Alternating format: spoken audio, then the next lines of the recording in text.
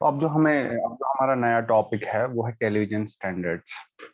तो जो television standards है वो हमारे पास मतलब टेलीविजन सिग्नल हम कैसे बनाते हैं, कैसे सेंड करते हैं, मतलब ट्रांसमिटिंग स्टेशन से टेलीविजन जो सिग्नल है वो कैसे सेंड करते हैं, उनमें टेलीविजन स्टैंडर्ड्स डिफाइन है।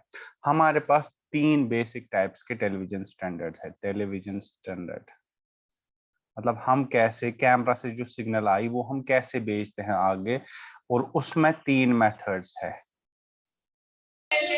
उनमें हमारा उनमें हमें तीन पढ़ने हैं। सबसे पहला है एनटीएससी, दूसरा है पाल, PAL, और तीसरा है एसकैम, SCEM, SCEAM है ये लास्ट वाला, थर्ड वाला। एनटीएससी, पाल और SCEM। तो आज का जो हमारा टॉपिक है वो है एनटीएससी टेलीविजन सिस्टम। तो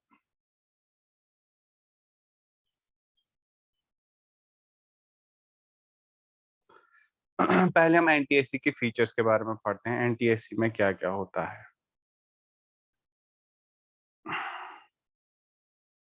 जो हमारा एनटीएससी है, it stands for national television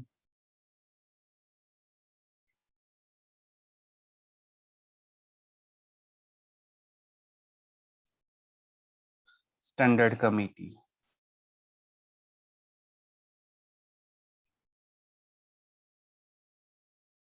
national television standard committee, NTSC. और ये सबसे पहले डेवलप किया था यूएसए ने 1954 में। ठीक है। इसमें जो लाइंस होती है, एक रास्टर में लाइंस होती है, स्कैनिंग लाइंस, वो होती है 625 लाइंस। उसके बाद जो क्या बोलते हैं फ्रेम रेट, उसके बाद जो फ्रेम रेट है वो हमारी है 29.97 हर्ट्स।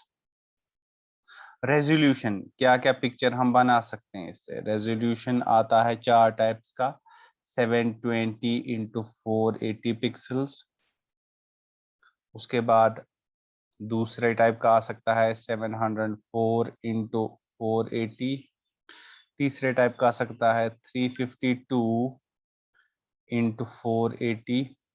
और यहाँ पे आ सकता है 352 × 240। ये सारे हमारे डिफरेंट टाइप्स ऑफ रेजोल्यूशन जो हम कर सकते हैं किस पे, जो हम एनटीएससी सिस्टम में बना सकते हैं।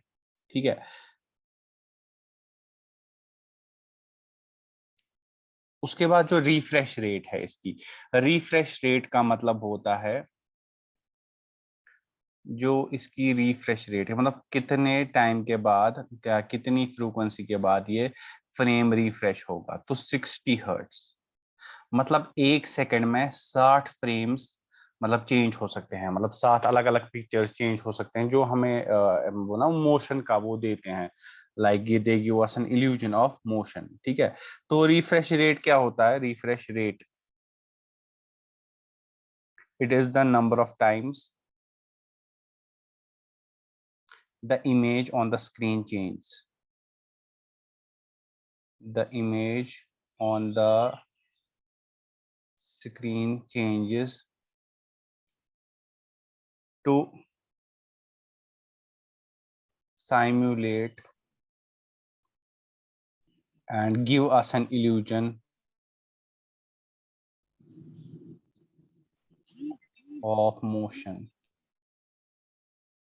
तो जो वीडियो होता है वो असल में क्या होती है, वो तो इमेज की होती है जो जल्दी जल्दी चेंज हो रही होती है।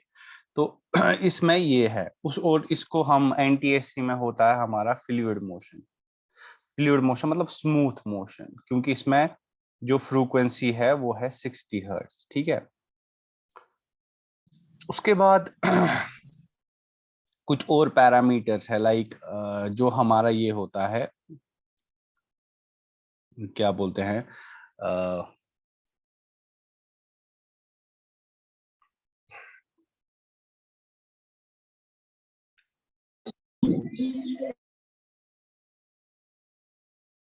जो इसमें हम जो कैमरा से सिग्नल आती है, रेड, ग्रीन एंड ब्लू। आप लोगों को पता है हम हम तीन टाइप्स की सिग्नल भेजते हैं कलर टेलीविजन, हमने पढ़ा था। एक होती है ल्यूमिनेंस सिग्नल, ल्यूमिनेंस सिग्नल होता है एक। दूसरा होता है R-Y, और तीसरा होता है B-Y।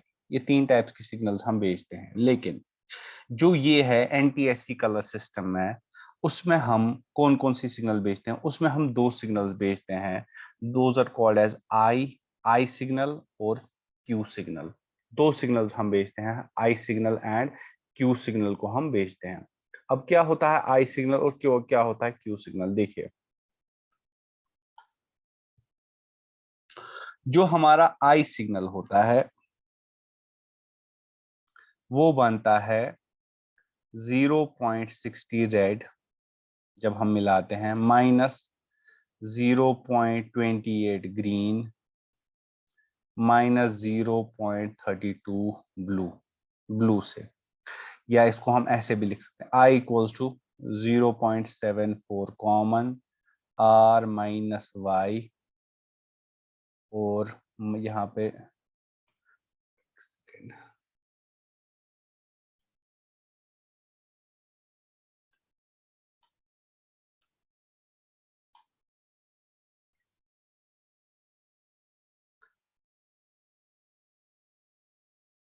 R-Y माइनस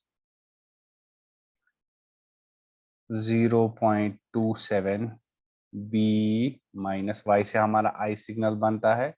ऐसे ही जो हमारा क्यू सिग्नल है वो बनता है कैसे? 0.21 R minus 0.52 G plus 0.31 B से। ठीक है, या हम क्यू सिग्नल को लिख सकते हैं ऐसे 0.48 R-Y माइनस 0.41 B-Y।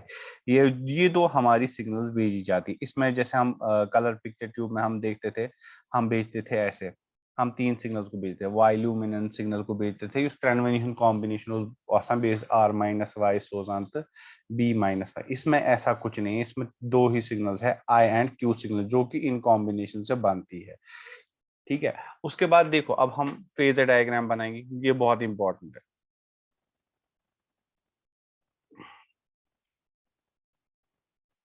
देखो कलर की फेजर डायग्राम जो है उसमें जो हमारा ऐसे, ये है मेरा B-Y, और इस साइड से -B-Y।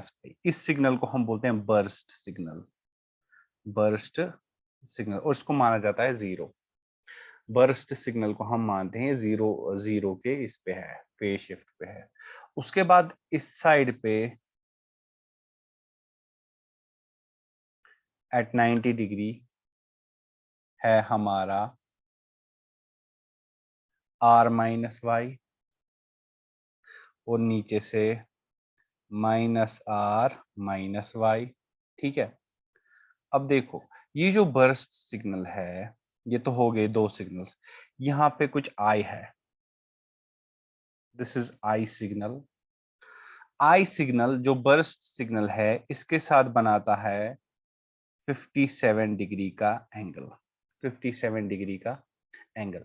जो क्यू सिग्नल है, जो हमारी क्यू सिग्नल है, क्यू सिग्नल और आई सिग्नल के बीच में जो एंगल है, क्यू सिग्नल और आई सिग्नल के बीच में जो एंगल है वो है 90 डिग्री।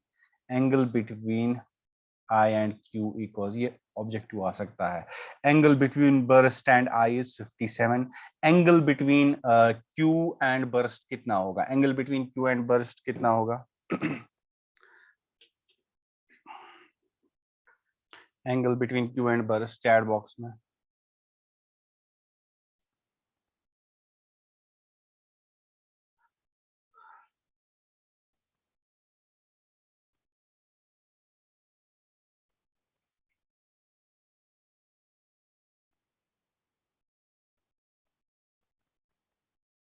कितना होगा? बर्स्ट हमारी ये वाली लाइन है, देखो ये 90 + 57, गुड। तो बर्स्ट हमारी ये वाली लाइन है कि ये अच्छे से ना, बर्स्ट आई बना रही है बर्स्ट के साथ 57 डिग्री। आई और क्यू में आपस का है 90 डिग्री। दैट मींस आई जो बर्स्ट है और जो क्यू है, इनके बीच का एंगल है 147 डिग्री का।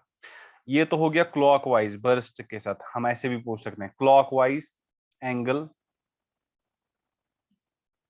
Angle between burst and I वो होता है 57 degree. Clockwise angle between burst and Q, burst ये बी, ये नहीं है, यह है -b, अच्छा ना बर्स्ट, तो ये होगा हमारा 147। एंटी क्लॉकवाइज एंगल, अगर मैं पूछूं anti clockwise angle between burst and Q, वो कितना होगा जरा मुझे बताओ। ये एंगल कूता है या ऐसे 33 डिग्री।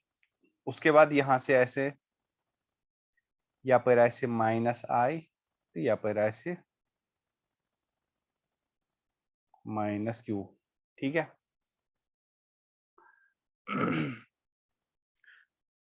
ये जो एंगल होगा, ये वाला एंगल पिछू, ये क्या से कि ये एंगल है 57 डिग्री, और ये जो पूरा एंगल होगा यहाँ से यहाँ तक, this will B 180 + 57, that will be 237 degree.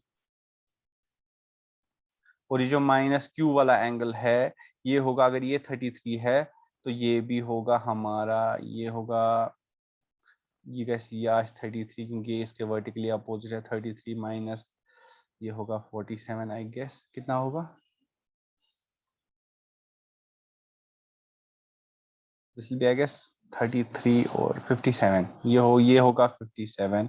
और अगर हम ये पूरा एंगल ले यहाँ से यहाँ तक, ये तो हो गया 270 + 57, दैट इज 327 डिग्री। ठीक है, ये था हमारा ये आई और क्यू के फेजर के बारे में बनाना पड़ता है एग्जाम में। उसके बाद जो हमारा आई सिग्नल है, आई सिग्नल में मैक्सिमम फ्रीक्वेंसी अलाउ होती है, मतलब मैक्सिमम फ्रीक्वेंसी जो ये भेज सकता है वो होती है 1.5 मेगाहर्ट्ज, 1.5 मेगाहर्ट्ज। और जो क्यू सिग्नल है उसमें मैक्सिमम फ्रीक्वेंसी, ऑब्जेक्टिव्स में पूछे जाते हैं ये वाले क्वेश्चन, ये है हमारा ±0.5 मेगाहर्ट्ज। एक ऐसी कोई, अब आपसे पूछ सकता है कि बता भाई ऐसी कोई फ्रीक्वेंसी जहां पे दोनों एक्टिव होंगे, तो हम बोल सकते हैं 0.5 पे दोनों एक्टिव, या 0.3 पे, क्योंकि मैक्सिमम फ्रीक्वेंसी को आम बोलते हैं कि सूजित, मगर मैक्सिमम है कि यूता सूजित, ये है कि मैक्सिमम यूता सूजित आम हो रहे कि सूजित, लेकिन कुछ होंगे जो 0.5 तक जो फ्रीक्वेंसी, उनमें दोनों हमारे आई और क्यू भी काम कर रहे होंगे। जो मैक्सिमम कलर जो निकलता है, जो कलर हम डिकोड करते हैं टीवी में, वो आई सिग्नल से ही आता है।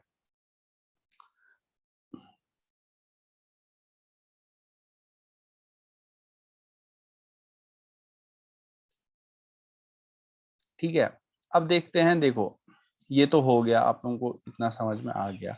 अब देखो क्या है, जो हमारा ये है एनटीएससी सिस्टम, इसमें जो फील्ड फ्रीक्वेंसी है, मतलब कितने टाइम के बाद जो फ्रीक्वेंसी हम यूज करते हैं, हाँ देखो हमारे पास पता होती है अच्छा सा जो फ्रीक्वेंसी 5 हर्ट्स 6 हर्ट्स, ये आपको आ रहा है घर पे 250 वोल्ट 50 हर्ट्स, या 250 वोल्ट 60 हर्ट्स। जो हमारा एनटीएससी सिस्टम है, जो हमारा एनटीएससी सिस्टम है, दैट वर्क्स ऑन 60 हर्ट्स। ठीक है, इसमें जो लाइन फ्रीक्वेंसी होती है, हर लाइन कितने, मतलब जो रास्टर है जैसे कि लाइन छासा की ये वाली लाइंस, कितने टाइम के बाद लाइंस चेंज हो रही है, तो वो हमारी होती है ऐसे, that's like mega in megahertz, that is 15 point 157 157 34.264 plus minus 0.0003%, मतलब 0.003% ऊपर नीचे भी हो सकता है, लेकिन एग्जैक्टली होती है इतनी, और ये मेगाहर्ट्ज में है। जो नॉमिनल बैंडविड्थ होती है एनटीएससी की, बैंडविड्थ मतलब जो ये मतलब जो हम सिग्नल भेजते हैं वो कितनी बैंडविड्थ ले लेती है, the nominal bandwidth is equal to 4.2 megahertz. Nominal bandwidth of NTSC signal होती है हमारी 4.2 मेगाहर्ट्ज। अब दिखाता हूं मैं, हम एनटीएससी सिस्टम जैसे हमारे पास कैमरा से आ रही है रेड ब्लू ग्रीन, उनसे हम कैसे आई एंड क्यू सिग्नल बनाते हैं, फिर हम आगे आई एंड क्यू को कैसे ट्रांसमिट करते हैं। तो ट्रांसमिट कर लिया हमने एयर में, फिर जब ये रिसीविंग स्टेशन पे पहुंचा तो वहां पे कैसे रेड ग्रीन एंड ब्लू को डी कोड किया जाता है, उसके बाद टेलीविजन को दिया जाता है। तो अब जो हमारा टॉपिक है that's NTSC coder, NTSC coder, ठीक है।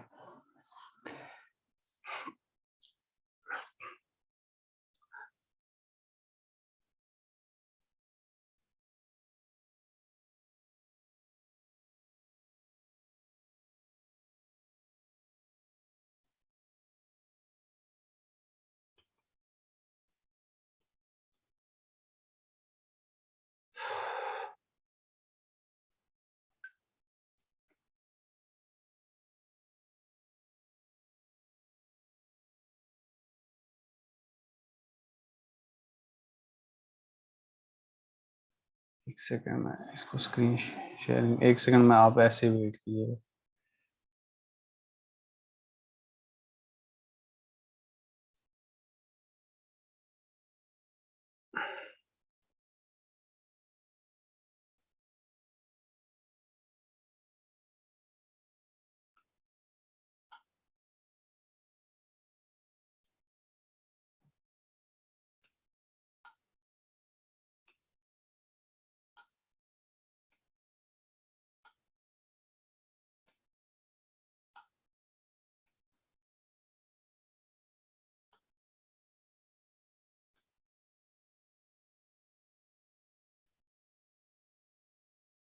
एक सेकंड।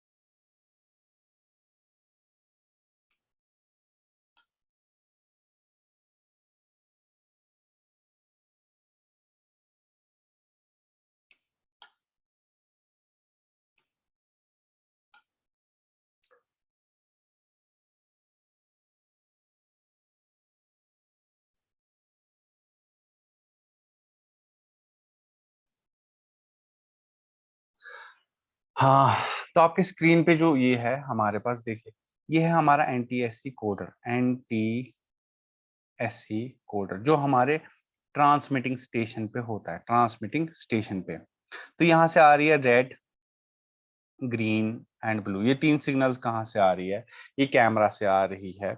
और यहाँ पे हमारा कलर सब कैरियर जनरेटर आ रहा है, कलर सब कैरियर जनरेटर जिसको मैंने बोला हमारा बर्स्ट। ये हमारा बर्स्ट जो हमने बोला था, जो हमारा होता है बी माइनस वाई का माइनस, या इसको हम बोलते हैं बर्स्ट बी।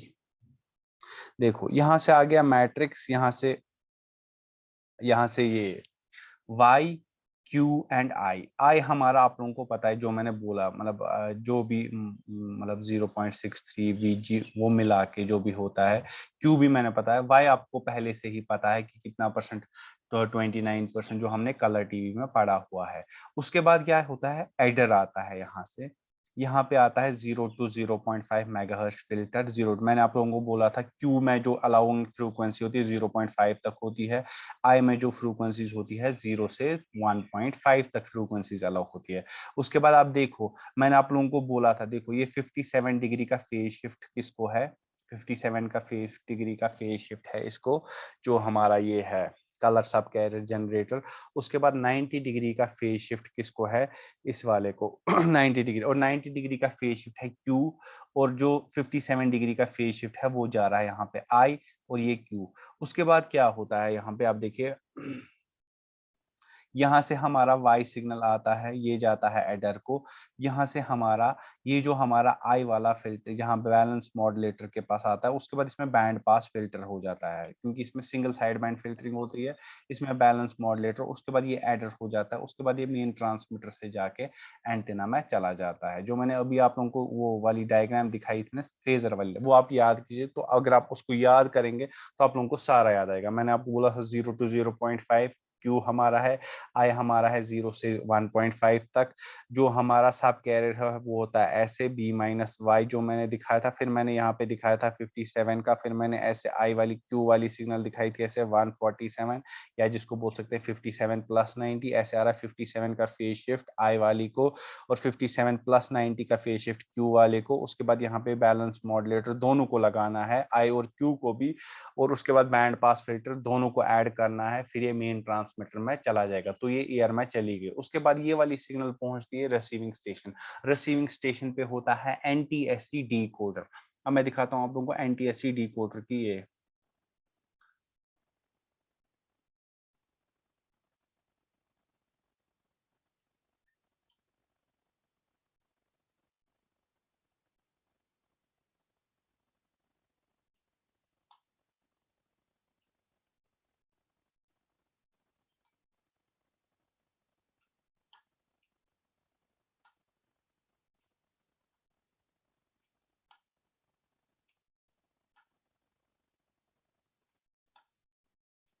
ये है हमारा एनटीएससी डी कोडर, यहाँ से आ रही है इसको इनपुट में एनटीएससी कॉम्पोजिट सिग्नल जो हमने भेजी क्यूएससी की ये सिग्नल है, जो हमने ये वाली सिग्नल यहाँ जो हमने मेन इन तीनों को ऐड करके हमने कंपोजिट सिग्नल भेजी, और वही फिर एंटीना को दी। अब रिसीविंग स्टेशन पे क्या हो रहा है, रिसीविंग स्टेशन पे एनटीएससी की सिग्नल आ रही है।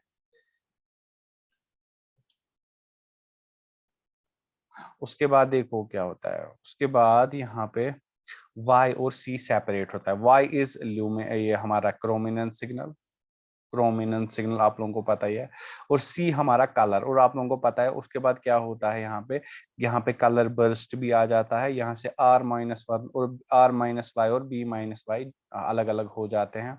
उसके बाद क्या होता है, मैट्रिक्स डिकोडर होता है, और रेड और ग्रीन और ब्लू अलग हो जाते हैं, और उसके बाद ही टीवी सेट्स को ट्रांसमिट की जाती है एज इट इज। ठीक है, इतना समझ में आया, चैट बॉक्स में लिखिए जरा।